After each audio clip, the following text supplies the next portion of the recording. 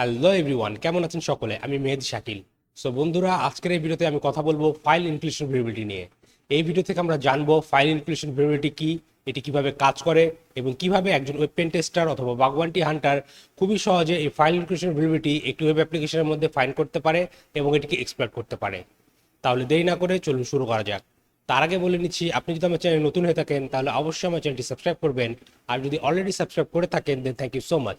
So file inclusion ভেরিয়েবিলিটিকে যদি আমি সহজ ভাষায় এক্সপ্লেন করতে চাই তাহলে বলবো, ওয়েব সার্ভারের ইন্টারনাল ফাইলগুলোকে কোনোভাবে যদি একজন ওয়েব পেন টেস্টার অথবা বাগবান্টি হান্টার ওয়েব অ্যাপ্লিকেশনের মাধ্যমে অ্যাক্সেস করতে পারে তাহলে সেটি হবে ফাইল ইনক্লুশন ভেরিয়েবিলিটি। একটি ওয়েবসাইটে অথবা ওয়েব অ্যাপ্লিকেশনে এমন কিছু প্যারামিটার থাকে যে প্যারামিটার দিয়ে কোনো ওয়েবসাইট অথবা ওয়েব অ্যাপ্লিকেশন তার ইন্টারনাল ফাইলগুলোকে লোড করে আমাদের ওয়েব অ্যাপ্লিকেশনে অথবা ওয়েব ব্রাউজারে দেখায়। লেটস সে একটি ওয়েব অ্যাপ্লিকেশন একটি ভেরিয়েবল প্যারামিটারের মাধ্যমে তাদের ইন্টারনাল যে সকল ইমেজগুলো রয়েছে সেই ইমেজগুলোকে আমাদের ওয়েব অ্যাপ্লিকেশনে অথবা ওয়েব ব্রাউজারে শো করছে, এবং একজন ওয়েব পেন টেস্টার অথবা বাগবান্টি হান্টার যদি এইরকম কোনো ভেরিয়েবল প্যারামিটার পায় সেখানে সে ডাইরেক্টলি ট্রাভার্সেল অথবা পাথ ট্রাভার্সেলের মাধ্যমে তাদের ওয়েব সার্ভারের ইন্টারনাল ফাইলগুলোকে লোড করে ওয়েব ব্রাউজারে দেখতে পারবে অথবা রিকোয়েস্ট করে সেগুলোর আউটপুট রিমোটলি কোনো সার্ভার থেকে দেখতে পারবে। সো এই ফাইল ইনক্লুশন ভেরিয়েবিলিটি অথবা পাথ ট্রাভার্সাল এটি বোঝার জন্য আপনাদেরকে বুঝতে হবে একটি ওয়েব অ্যাপ্লিকেশনের স্ট্রাকচার, যে একটি ওয়েব অ্যাপ্লিকেশন আসলে একটি ওয়েব সার্ভার কোন ফোল্ডার থেকে রান করছে,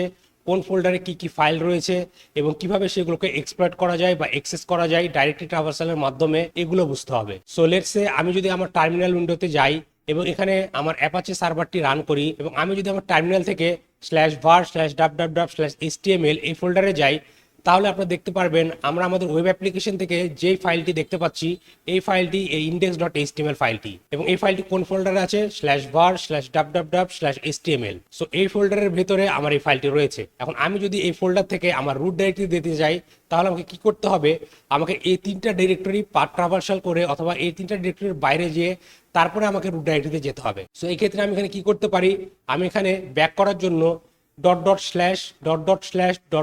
এটি 3বার দিতে পারি। এটি 3বার দিলে কি হবে, আমি এই ফোল্ডার থেকে বের হয়ে আমার রুট ডাইরেক্টরিতে চলে আসব।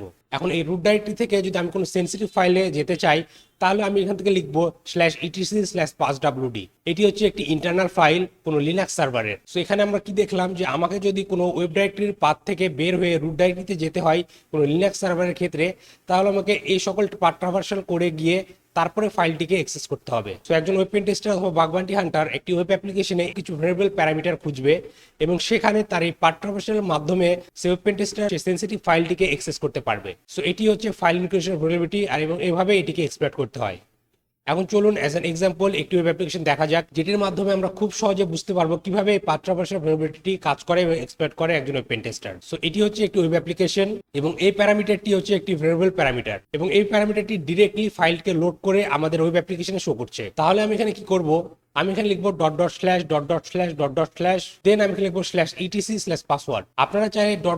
অনেকবার দিতে পারবেন, কারণ লিনাক্স সার্ভারের ক্ষেত্রে কি হয়, আপনি এখানে যতবারই .. দেন না কেন এটি যদি রুট ডাইরেক্টরির বেশি যায় তাহলে এটিকে অটোমেটিক্যালি লিনাক্স সার্ভার এটি বাদ দিয়ে দিবে। সো আপনারা চাইলে এটি অনেকবারও দিতে পারবে। সো আমি এখানে যদি টাইপ etc/password এবং এন্টার প্রেস করি তাহলে আপনারা দেখতে পাচ্ছেন যে এই লিনাক্স সার্ভারে যে সেনসিটিভ ফাইলটি রয়েছে সেই ফাইলটি আমাকে এখানে শো করছে। তো ঠিক এইভাবে একজন ওয়েব পেন টেস্টার অথবা বাগবান্টি হান্টার কোন ওয়েবসাইট অথবা ওয়েব অ্যাপ্লিকেশনে এই ফাইল ইনক্লুশন ভেরিয়েবিলিটি ফাইন্ড করে থাকে এবং এর মাধ্যমে ডাইরেক্টলি ট্রাভার্সাল করে সে ওয়েব সার্ভারের সেনসিটিভ ফাইলকে পড়তে পারে। সো বন্ধুরা, এই ছিল ফাইল ইনক্লুশন ভেরিয়েবিলিটি।